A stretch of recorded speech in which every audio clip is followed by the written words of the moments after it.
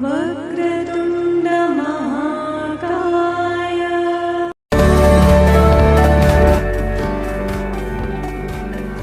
Hello friends, welcome to our channel.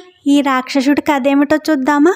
అనగనగా ఒక ఊరు. ఆ ఊళ్ళో మాధవ్ అనే అతను నివసిస్తున్నాడు.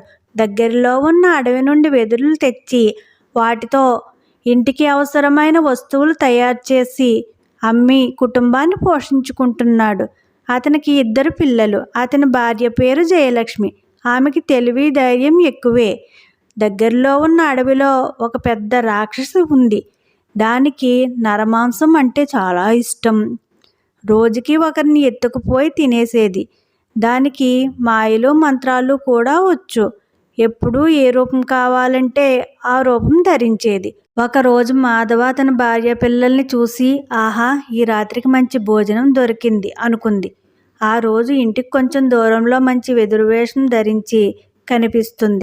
ఆ వెదురును చూసి మాధవ్ ఇలా అనుకుంటాడు, ఈ వెదురు ఎంత బాగా మెరిసిపోతుంది. ఇలాంటి వెదురు నేను ఇంతవరకు చూడనేలేదు.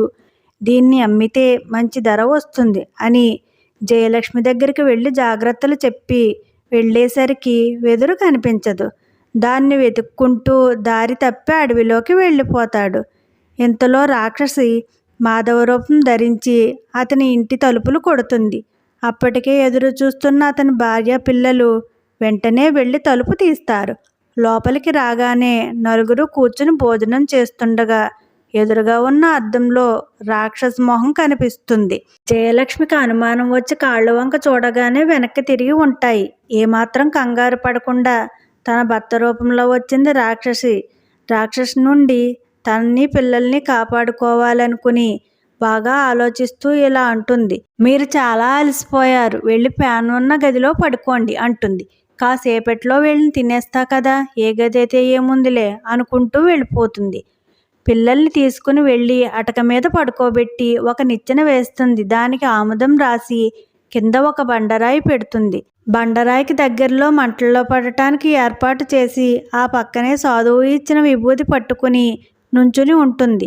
ముగ్గురిని తినాలనే తొందరలో ఇదంతా గమనించని రాక్షసి అటక మీద మానవ శరీరాలు ఉన్నట్లు వాసన వస్తుంది అనుకుంటూ అటక దగ్గర ఉన్న నిచ్చెన ఎక్కుతూ జారి బండరాయి మీద పడి తల పగులుతుంది.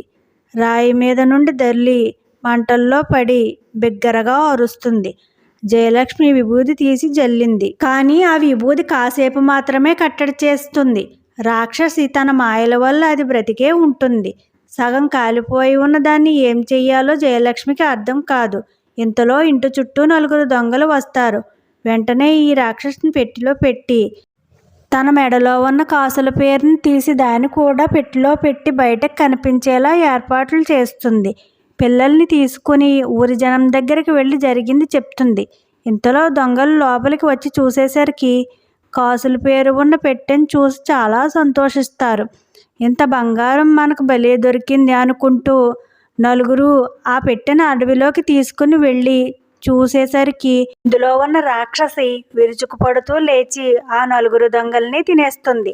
అక్కడే దగ్గరలో ఉన్న మాధవను కూడా చూసి తినడానికి ముందుకు వెళ్తుంటే మాధవ ఒక చెట్టును పట్టుకుని ఏడుస్తూ అరుస్తాడు. ఇంతలో చెట్టులోంచి ఒక వనదేవత వచ్చి రాక్షసిని అంతం చేస్తుంది. ఊరి జనాన్ని తీసుకుని తన భర్తని వెతుక్కుంటూ అడవిలోకి వచ్చి మాధవను కలుస్తుంది జయలక్ష్మి. రాక్షస పీడ తొలగిందని అందరూ జయలక్ష్మిని మెచ్చుకుంటూ కృతజ్ఞతలు చెప్పి సంతోషంగా వాళ్ళ ఇళ్ళకి వెళ్ళిపోతారు. Please like, share and subscribe friends, and don't forget to on the bell icon.